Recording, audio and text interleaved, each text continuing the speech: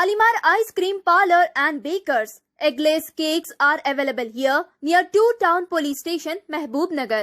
Success Grammar High School, Nursery to 10th class, Mini Tank Bund Road, Ramaiya Boli, Mehboob Nagar. Shri Chaitanya Degree and PG College. Admissions are open. Timanna Complex, Raichur Road, Mehboob Nagar.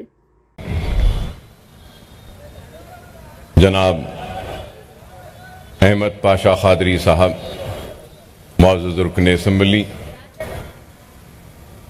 मजलिसी अराकीन assembly, अराकीन council, साबिक़ रुकन council, सुदूर मोतमदीन, सरगरम कारकुनान मजलिस इत्तेहाद अल मुस्लिमीन, बुजुर्गों,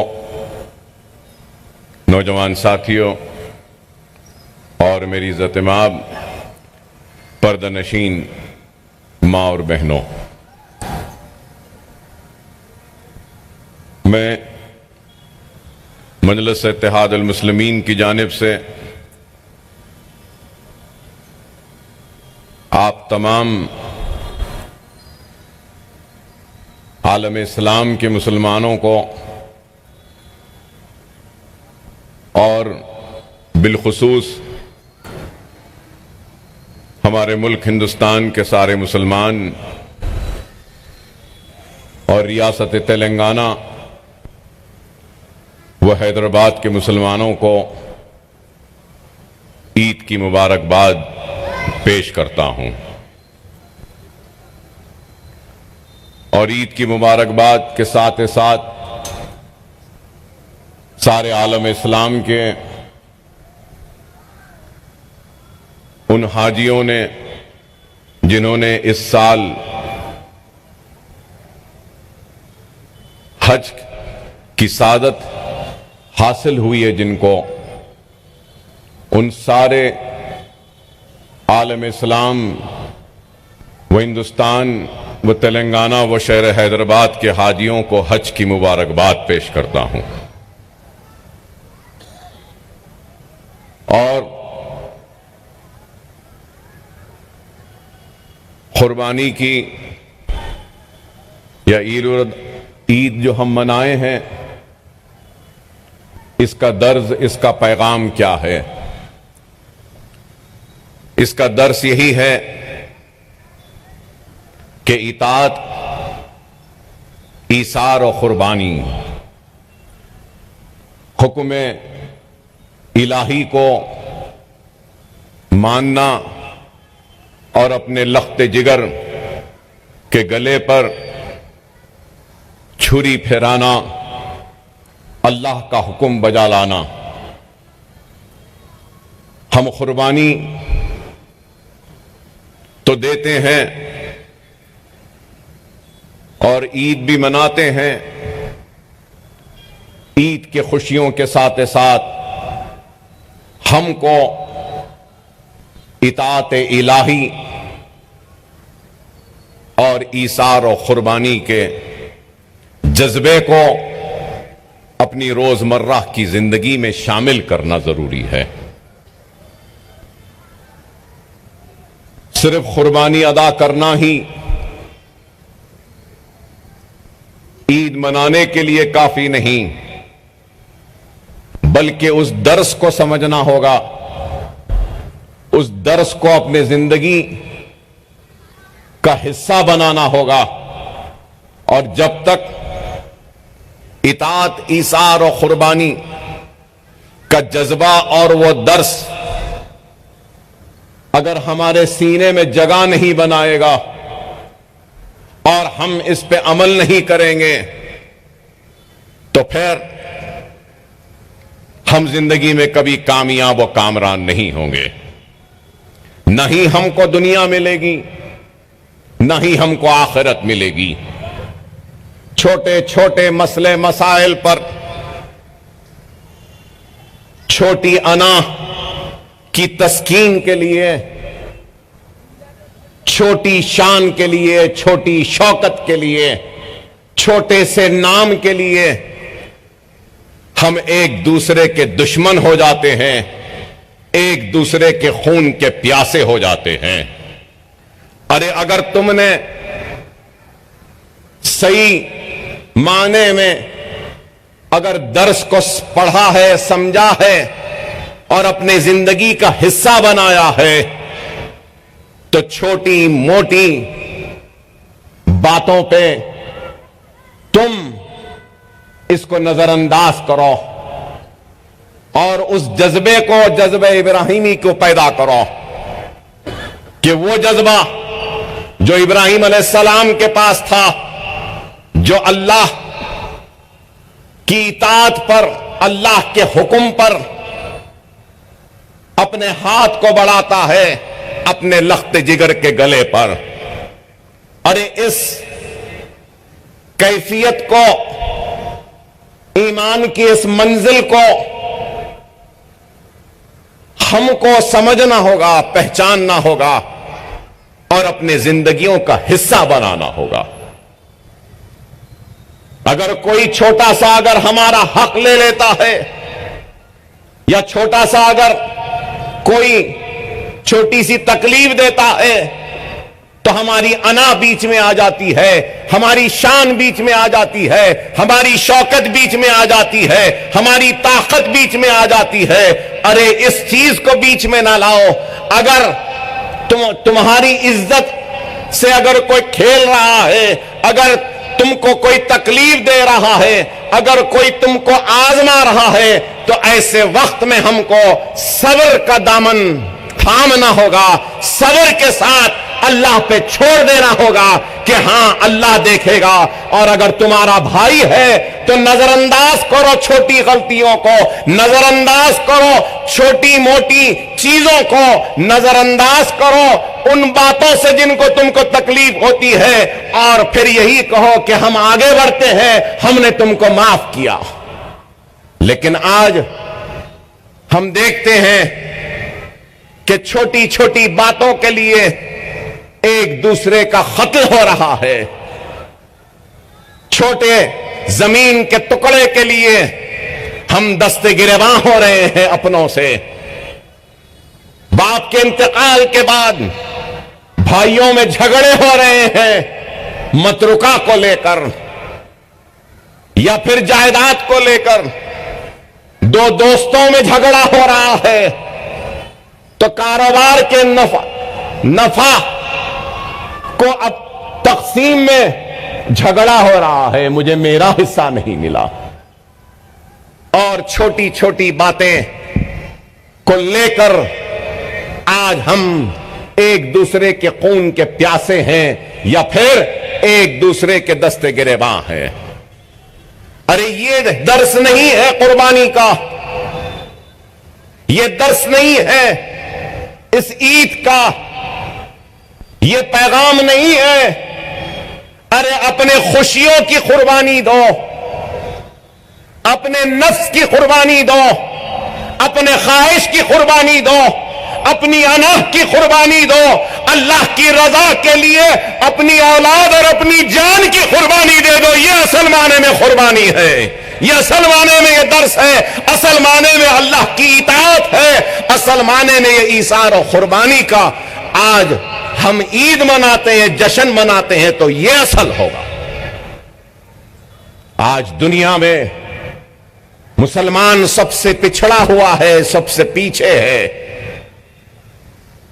اور بار بار صرف یہی پکار لگاتا ہے، یہی چیخ لگاتا ہے کہ میرے ساتھ ناانصافی ہوئی، میرے ساتھ حق تلفی ہوئی، مجھے میرا حق نہیں دیا گیا، مجھے انصاف نہیں دیا گیا، مجھے پیچھے ڈھکیلا گیا۔ بے شک ان باتوں سے میں انکار نہیں کرتا، ہاں پچھڑے ہوئے ہیں، پیچھے ہیں، ڈھکیل دیا گیا، لیکن ہم کو سب سے پہلے اپنے گریبان میں جھانک کر دیکھنا ہے کہ اللہ نے جب تم کو کوئی موقع دیا تو تم نے اس موقع کا کتنا فائدہ اٹھایا۔ مجلس اتحاد المسلمین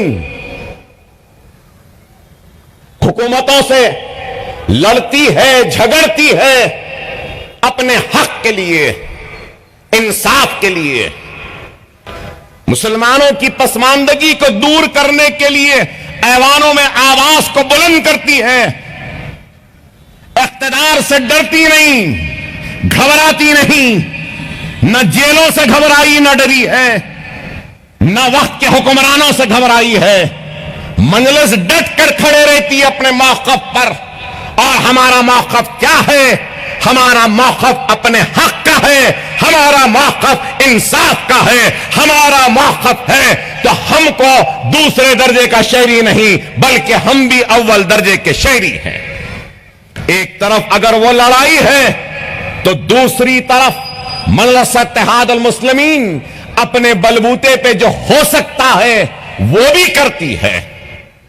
اور دارالسلام کہ یہ بلند عمارتیں اس بات کی گواہی دے رہی ہے کہ ہم نے وقت کے حکمرانوں کا انتظار نہیں کیا ہمارے لیے عمارتیں بنانے کا، ہم نے وقت کے حکمرانوں کا انتظار نہیں کیا کہ ہماری تعلیمی پسماندگی کو دور کرے، ہم نے وقت کے حکمرانوں کا انتظار نہیں کیا کہ صحت کے میدان میں ہم کو دواخانے بنائے، ہم نے وقت کے حکمرانوں کا انتظار نہیں کیا کہ درسگاہیں وہ اسکول بنائے، بلکہ ہم نے جدوجہد کی ایوان میں حکومتوں سے مقابلہ کیا، لڑا، اور جب ہمارے پاس موقع آیا تو ہم نے اس موقع سے دارالسلام کو حاصل کیا، یہ عمارتوں کو بنا دیا، تعلیمی اداروں کا جال بچھا دیا، درسگاہوں اسکولوں کا جال بچھا دیا۔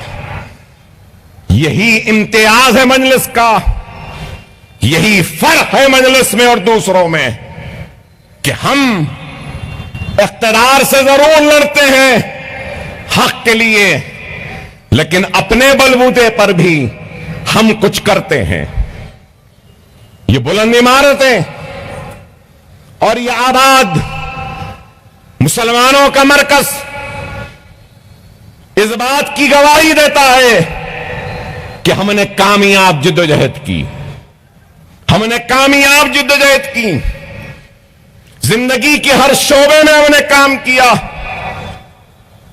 چاہے تعلیم کا میدان ہو، معاشی میدان ہو، یا بنیادی سہولتوں کا معاملہ ہو، یا پھر قوم کو انصاف دلانا ہو یا ان کا حق حاصل کرنا ہو۔ ہم نے کام کیا، جدوجہد کی، ہم نے مخالفین کی پرواہ نہیں کی۔ مخالفین کا کام ہے مخالفت کرنا اور کرتے رہیں گے وہ، لیکن مخالفین کی مخالفت کی پرواہ کیے بغیر ہم آگے بڑھتے رہے اور آپ کی حق کی لڑائی کو لڑتے رہے۔ ہم نے محنت کی، کوشش کی، اور اس جدوجہد اور اس مصائب و مشکلات کے سفر میں جیل بھی جانا پڑا، پولیس کی لاٹھیاں بھی کھانی پڑی، اپنے سینوں پر گولیاں بھی کھانی پڑی، تو لیکن ہم نے کبھی حق کی لڑائی کے لیے حکومتوں کے سامنے اپنے گھٹنوں کو نہیں ٹیکا۔ گولی بھی کھائے تو سینوں پر ہم نے کھائی ہے، لاٹھیاں بھی کھائی ہے تو ہم نے سینے پہ کھائی ہے، جیل بھی ہم نے سہا ہے، تو کس کے لیے؟ آپ کے وقار کے لیے، آپ کی عظمت کے لیے، آپ کی شان کے لیے، آپ کی شوکت کے لیے، آپ کے حوصلوں کے لیے، آپ کے عزم کے لیے۔ خدا را اس بات کو سمجھو، زندگی میں ایک راہ ہونی چاہیے، بے راہ روی کی زندگی کو ترک کرو اے نوجوانوں، خدا را میری بات کو سمجھو، زندگی میں ایک راہ بناؤ، ایک منزل بناؤ اور اس منزل پہ چلو۔ بے راہ روی کی زندگی کامیابی نہیں دیتی۔ نوجوان نسل آج یہی چاہتی ہے اور یہی بار بار کہتی ہے کہ ہمارے ساتھ ناانصافی ہوئی، ناانصافی ہوئی۔ ہاں بے شک ہوئی، غیروں کی ناانصافی پر آواز تو ہم بلند کرتے ہیں، لیکن کیا کبھی تم نے کبھی اپنے گریبان میں جھانک کر دیکھا کہ تم نے اپنے آپ سے کتنی ناانصافی کی ہے؟ اپنی قوم کے ساتھ تم نے کتنی ناانصافی کی، اپنی ملت کے ساتھ کتنی بڑی ناانصافی کی۔ آج ہم کو اس بات کو سمجھنا ہوگا کہ اگر آج ہم اپنے زندگیوں میں ایک تبدیلی نہیں لائیں گے تو پھر ناکام ہوں گے۔ زندگی میں سب سے بڑی تبدیلی ہم کو لانی ہے تو ہم کو اپنے گھروں سے جہالت کے اندھیروں کا خاتمہ کرنا ہوگا اور علم کی روشنی سے اپنے گھروں میں ایک نئے اجالوں کو لانا ہوگا۔ علم ضروری ہے، تعلیم ضروری ہے۔ علم اور تعلیم کے ذریعے جہالت کا خاتمہ ہوتا ہے، نئے اجالے آتے ہیں، نئے منزلیں ملتی ہیں، نیا راہ ملتا ہے، نئے راستے ملتے ہیں۔ تعلیم کے مواقع ہیں، ہم کو ان مواقعوں سے فائدہ اٹھانا چاہیے اور ہم کو ایک مرکز سیاسی پہ آنا چاہیے۔ اگر تم بکھرے ہوئے رہو گے، منتشر رہو گے تو حالات کا مقابلہ نہیں کر سکتے۔ نوجوانوں کی سب سے بڑی کمزوری اگر کچھ ہے تو معاف کرنا میرے نوجوانوں، سارے نوجوانوں کی نہیں کہہ رہا ہوں میں، لیکن ایک اچھی خاصی تعداد ہے نوجوانوں کی، ان کی بات کر رہا ہوں۔ ان کا کام کیا ہے؟ رات کو جاگنا، فجر کے وقت سونا، ظہر کے بعد اٹھنا۔ ارے وہ قوم جو فجر کو نہیں اٹھ سکتی، صبح نہیں اٹھ سکتی، وہ قوم دنیا کی دوڑ میں سب سے آگے کیسے رہے گی؟ دیر سے اٹھنے والا ہی ہے وہ جو دنیا میں سارے دوڑ میں پیچھے ہے۔ فجر کی نماز ہمارے اوپر فرض ہے، لیکن دیکھو تو سب سے کم تعداد اگر مساجد میں دکھائی دیتی ہے تو فجر کے وقت۔ خداراں میرے نوجوانوں، یہ رات میں جاگنا چھوڑو، رات میں جاگنا چھوڑو، صبح اٹھ جاؤ، روزی روٹی کی اور علم کی تلاش میں نکل جاؤ۔ صبح نکلو گے تو روزی بھی ملے گی، روٹی بھی ملے گی، علم بھی ملے گا، کامیابی بھی ملے گی، اور دنیا کی قیادت بھی تم کو مل جائے گی، اور دنیا تمہارے پیچھے ہوگی اور دنیا کے آگے تم ہوگے۔ صرف اس چیز پر عمل کرو۔ آج تکلیف ہوتی ہے کہ اگر صبح اٹھ جائیں تو کوئی نہیں ملتا، اگر حلقے کے دورے پہ 6:30 بجے نکل جاؤں تو کوئی نہیں ملتا، دارالسلام میں کبھی 11 بجے آ جاؤں تو تعداد کم رہتی ہے، 1 بجے آ جاؤں تو بڑا مجمع دکھائی دیتا ہے۔ نہیں میرے بھائی، سمجھو اس بات کو، یاد رکھو، قوموں کی تعمیر اینٹ کے ڈھیر سے یا مٹی کے تولوں سے نہیں ہوتی، قوموں کی تعمیر عزم سے ہوتی ہے، حوصلوں سے ہوتی ہے، ہمت سے ہوتی ہے۔ عزم و حوصلہ تم کو نمازوں سے ملے گا، اتحاد سے ملے گا اور مرکز سیاسی سے ملے گا۔ اس بات کو سمجھو، اس بات کو سمجھو۔ خدا را بے راہ روی کی زندگی کو ترک کرو۔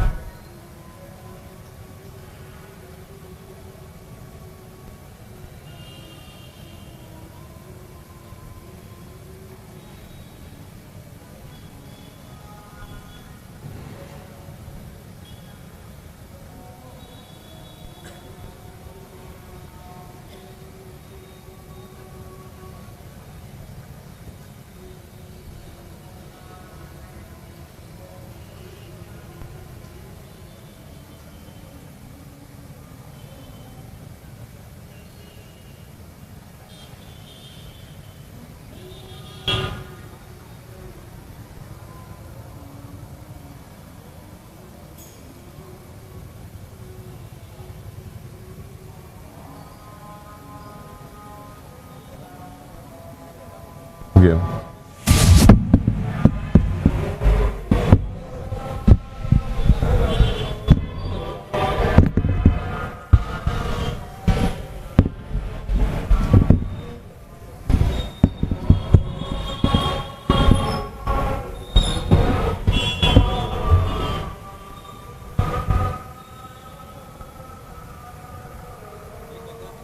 ایک اذان جی. تو میں آپ سے یہی کہہ رہا تھا کہ قوموں کی تعمیر اینٹوں کے ڈھیر سے یا مٹی کے تودوں سے نہیں ہوتی. قوموں کی تعمیر عزم سے ہوتی ہے, حوصلوں سے ہوتی ہے, ایمان سے ہوتی ہے, اتحاد سے ہوتی ہے. اور آج ہم کو اپنے عزم و ارادے و حوصلوں کو کمزور ہونے نہیں دینا ہے. اگر کوئی یہ سمجھ رہے ہیں کہ اپنے 9 سالہ اقتدار میں انہوں نے ہمارے حوصلوں کو کمزور کرنے میں کامیابی حاصل کی تو وہ احمق ہے. 9 سال کیا 90 سال بھی اگر تمہاری حکومت رہے گی تو ہمارے حوصلوں میں کمی نہیں آئے گی, ہمارے عزم میں کمی نہیں آئے گی, ہمارے ایمان میں کمزوری نہیں آئے گی, ہمارے ہمتوں میں کمزوری نہیں آئے گی. یہ قوم وہ قوم ہے جو کسی کے مٹانے سے نہیں مٹتی. یہ قوم وہ ہے اگر کوئی مٹانے کی کوشش کرتا ہے تو ہم ایک نئے عزم کے ساتھ, نئے حوصلے کے ساتھ, نئے ارادوں کے ساتھ اٹھتے ہیں. اور یہ دارالسلام اور یہ عمارت انہی حوصلوں, اسی عزم, اسی ہمت اور اسی ایمان کی نشانی ہے کہ ہمارا حوصلہ نہ کبھی کم ہوا نہ کبھی کمزور ہوا. یاد رکھو دشمن کی کوشش یہی ہے کہ اپنے منصوبوں, اپنی سازش اور اپنے ظلم کے ذریعے ہمارے عزم کو کمزور کر دے. دشمن کی یہی خواہش ہے کہ وہ ظلم کے ذریعے ہمارے حوصلوں کو کمزور کر دے. دشمن کی یہی منصوبہ ہے کہ وہ اپنے اقتدار کی طاقت کے ذریعے ہمارے ایمان کو کمزور کر دے. تو آج آپ کا ہمارا ایمانی تقاضا ہے کہ ہم اپنے دشمنوں کو ان کے مقاصد میں کامیاب ہونے نہ دیں. اور اگر ہم کو ان کے مقاصد میں ناکام کرنا ہے تو ہم کو اپنی زندگی میں ایک نئی کامیابیوں کو لانا ہوگا, نئے انقلابی تبدیلیوں کو لانا ہوگا, اپنے زندگی میں ایک نئے اجالوں کو لانا ہوگا. اور وہ کیا ہے, میں آپ سے صرف 2-4 باتیں کہوں گا. وہ کیا ہے؟ ایک تو سب سے بڑا کام یہ ہے کہ نماز کے پابند بن جاؤ. دوسرا سنت رسول اللہ پہ عمل کرو. تیسرا قرآن کی تلاوت کرو. چوتھا شریعت پہ عمل کرو. پانچواں ماں باپ کی اطاعت کرو. چھٹواں بڑوں کا احترام کرو. ساتواں بیوہ کی مدد کرو. آٹھواں یتیم کے سر پر ہاتھ رکھ دو. نواں بے سہارا کا سہارا بن جاؤ اور ظلم کے خلاف آواز بلند کر لو. یہی کافی ہے تم کو دنیا حاصل کرنے کے لیے. میں کوئی آپ کی دولت کی قربانی نہیں مانگ رہا ہوں. میں آپ کی زمین کی قربانی نہیں مانگ رہا ہوں. میں آپ کی عزت کی قربانی نہیں مانگ رہا ہوں. میں آپ کی شان کی قربانی نہیں مانگ رہا ہوں. میں یہاں کھڑے ہو کر اگر کچھ مانگ رہا ہوں تو صرف یہی مانگ رہا ہوں, اے بے نمازی نمازی بن جا. اے بے نمازی نمازی بن جا. اے قرآن سے دور رہنے والے قرآن کو خرید کر لے. اے مسجد سے دور رہنے والے مسجد کے قریب پہنچ جا. یتیموں کی پرواہ نہیں کرنے والے یتیم کے سر پر ہاتھ رکھ دے. بیواؤں کی مدد کر, مظلوموں کی مدد کر, غریبوں کا سہارا بن, بے سہاروں کا سہارا بن جا. کیا یہ مشکل ہے؟ ارے مشکل کام تو وہ ہوتا ہوا ہوگا اور ہے بھی کہوں گا کہ ایک باپ کو اپنے لخت جگر کے گلے پر چھری چلانا، لیکن اللہ کی اطاعت، ایثار و قربانی کے حکم ہوا تو تعمیر کی۔ ارے یہی ہے حج، کیا عالم ہے، کیا عرفات کا میدان ہے، سفید روئی کے پہاڑ کے مانند بس دعائیں ہو رہی ہیں۔ ارے دیکھو، امیر و غریب، رئیس یا غریب، بادشاہ یا پھر رعایا، بڑا چھوٹا، ہر کوئی بس ایک جگہ برابر جمع ہے اور اللہ کے آگے ہاتھ پھیلائے مانگ رہا ہے۔ اتحاد ہے، مرکز ہے۔ ارے سمجھو، اس درس کو سمجھو، اس پیغام کو سمجھو۔ جب تک ہماری صفوں میں اتحاد نہیں پیدا ہوگا ہم ناکام ہوتے رہیں گے۔ بے شک اس میں کوئی دو رائے نہیں، کوئی شبہ نہیں کہ اکبر الدین اویسی نے سب کچھ کیا یا اکبر الدین اویسی نے سب اچھا کیا یا اکبر الدین اویسی سب سے اچھا ہے۔ بے شک نہیں ہے، میں سب سے برا ہوں۔ بہت کام کرنا باقی ہے، ابھی بہت کچھ کرنا باقی ہے۔ میں ہرگز و قطع یہ نہیں کہوں گا کہ میں نے بہت کیا یا بہت کامیاب ہوں، نہیں۔ میں کامیاب اسی وقت ہوں گا جب میرا کام، میری خدمات کو اللہ قبول کرے گا۔ اکبر الدین اویسی نے کبھی اپنے خدمت میں اپنے نفس کو آنے نہیں دیا، اپنی خواہش کو آنے نہیں دیا۔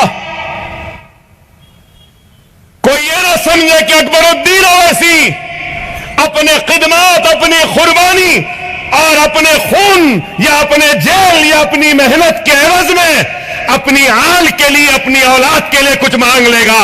اللہ اس کے رسول کی قسم، اکبر الدین اویسی کبھی بھی اپنی آل اولاد کے لیے اپنے خدمات کا اجر نہیں مانگے گا، کیونکہ میرا کام، میری خدمت اللہ کی رضا کے لیے تھی، اللہ کی خوشنودی کے لیے تھی، اللہ کے حبیب محمد مصطفیٰ صلی اللہ علیہ وسلم کے لیے تھی، ان کی امت کے لیے تھی، اپنی اولاد کے لیے نہیں تھی۔ میرا کام، میرے خدمات، میری آواز، میری قربانی اللہ کے لیے ہے، اللہ کی رضا کے لیے ہے، اپنی اولاد کے لیے نہیں، نہ اپنی ذات کے لیے۔ اکبر الدین اویسی گوشے گمنامی میں چلا جائے گا۔ اکبر الدین اویسی یہ دنیا کی چکا چوند کو چھوڑ کر چلا جائے گا، جنگلوں میں چلا جائے گا، لیکن جب تک زندہ ہے اظہار حق سے کبھی منہ نہیں موڑے گا، کبھی نہیں موڑے گا۔ دنیا یہ نہ سمجھے کہ یہ آواز بہت کم گونج رہی ہے، نہیں، یہ آواز 35 برس سے گونجتی آئی ہے، گونج رہی ہے، انشاءاللہ آنے والے 30 برس تک بھی گونجتے رہے گی۔ یہ آواز مخالفین سے ڈرنے یا گھبرانے والے کی نہیں ہے، یہ آواز جیل سے ڈرنے والی آواز نہیں ہے، یہ آواز ہمارے دشمن جو ہیں، جو بیٹھے ہیں، جو سمجھتے ہیں کہ ہر ایک کو جس طریقے سے ڈراتے ہیں اکبر اویسی کو بھی ڈرا دیں گے، تو احمقوں، نادانوں، تم سے بھی یہ ڈرنے والی آواز نہیں ہے، کسی سے نہیں۔ یہ آواز ڈرتی ہے تو صرف اللہ سے ڈرتی ہے، یہ آواز اٹھتی ہے تو اللہ کی رضا کے لیے، یہ آواز اٹھتی ہے تو حبیب محمد مصطفیٰ صلی اللہ علیہ وسلم کی عاشقی میں، محبت میں، غلامی میں اٹھتی ہے، یہ آواز اٹھتی ہے تو کملی والے کی امتیوں کے حق کے لیے اٹھتی ہے، یہ آواز اٹھتی ہے تو مجلس اتحاد المسلمین کے لیے اٹھتی ہے، یہ آواز نہ کبھی دبی تھی، نہ کبھی ڈری تھی، نہ آنے والے کل میں ڈرے گی یا کسی سے گھبرائے گی۔ ہم نے دیانتداری کے ساتھ، کسی سے بھی پوچھ لو، اکبر الدین اویسی نے کبھی بھی اپنی ذمہ داریوں سے پیچھے نہیں ہٹا، اکبر اویسی نے کبھی بے ایمانی نہیں کی، دھوکے بازی نہیں کی۔ اللہ کا شکر ہے کہ حرام بھی نہیں کمایا، اللہ نے جو دیا وہ بانٹا ہے قوم کو، دیا ہے قوم کو، اللہ جتنا دے گا اتنا قوم کو دیتا رہوں گا، اپنی اولاد کو کم، اپنی قوم کو، اپنی جماعت کے لیے زندہ تھا، زندہ ہوں اور رہوں گا۔ اپنی زندگی کو ایک مقصد کے تحت جیو۔ اکبر اویسی کا مقصد اتحاد، اکبر الدین اویسی کا مقصد تعلیم، اکبر اویسی کا مقصد آپ کا حق، اکبر اویسی کا مقصد آپ کے لیے انصاف طلب کرنا، اور مجلس کا مقصد بھی یہی ہے۔ مجلس کا کیا ہے؟ کمزوروں کی آواز بنو، معاشی کمزوری کو دور کرو، تعلیمی پسماندگی کو دور کرو، مرکز سیاسی پہ جمع کر دو، منظم کر دو، متحد کر دو۔ تو میں آپ سے پھر سے یہی کہتے ہوئے آپ سے رخصت ہوتا ہوں کہ وقت اور حالات کی نزاکت کو سمجھو۔ میں عید کے موقع پر کوئی سیاسی تقریر کرنا نہیں چاہتا، مگر یہی کہوں گا، حالات آپ کے سامنے ہیں، مظالم آپ کے سامنے ہیں، ظالم آپ کے سامنے ہیں، اور حالات ظالم کا مقابلہ اگر کرنا ہے تو ہم کو اپنے صفوں میں پہلے سے زیادہ اتحاد کو پیدا کرنا ہوگا۔ اگر ہم اتحاد پیدا نہیں کریں گے تو پھر ہم ناکام ہوں گے، ہم کامیاب نہیں ہوں گے۔ میں پھر سے اپنی جانب سے آپ تمام کو عید کی مبارکبادی پیش کرتا ہوں، اور صدر محترم نقیب ملت بیرسٹر اسد الدین اویسی صاحب، معزز رکن پارلیمنٹ و صدر کل ہند مجلس اتحاد المسلمین کی جانب سے سارے عالم اسلام و ہندوستان کے مسلمان، بالخصوص تلنگانہ و حیدرآباد کے مسلمانوں کو عید کی مبارکبادی پیش کرتا ہوں، اور امید کرتا ہوں کہ ہم اس عید قربانی کے درس کو نہ صرف سمجھیں گے بلکہ اپنی زندگیوں میں اس کو شامل کر لیں گے۔ ہم اس درس کو نہ صرف اپنی زندگیوں میں شامل کریں گے قربانی کے، بلکہ ہم اطاعت حکم الہی پر عمل کریں گے اور ایثار و قربانی کا جذبہ اپنے سینوں میں پیش کریں گے۔ اور یہاں سے نکل کر طے کر لو، جلسے کی کامیابی یہی ہے کہ ایک پیغام ہو، طے کر لو کہ ہم آپسی جھگڑوں میں نہیں جائیں گے، ایک دوسرے کے خون کے پیاسے نہیں ہوں گے، منظم رہیں گے، متحد رہیں گے۔ وآخر الدعوانا الحمدللہ رب العالمین۔